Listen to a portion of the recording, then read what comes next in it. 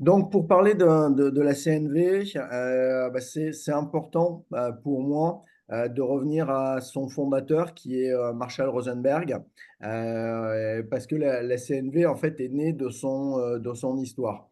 Donc, c'est une approche qu'il a créée dans les années 70 et elle vient en fait de sa jeunesse, aux États-Unis, où il a vécu quand il était enfant, des temps avec des émeutes qui l'ont bouclé chez lui pendant 4 jours et qu'il ne comprenait pas.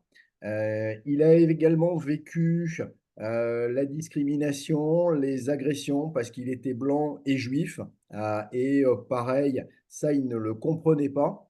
Donc, toute sa vie, il a cherché à comprendre les mécanismes de la violence et à trouver qu'est-ce qui pourrait permettre de dépasser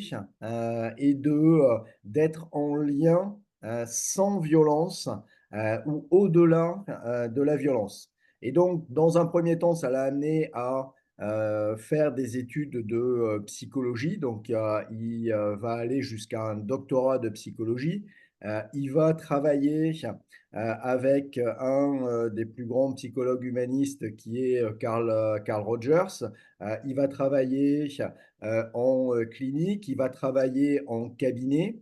Et pour un certain nombre de raisons, les réponses apportées par la psychologie ne lui semblent pas suffisantes, ou en tout cas pas suffisamment pratico-pratiques au quotidien pour aider les gens à être en relation avec euh, les autres et aussi avec eux-mêmes.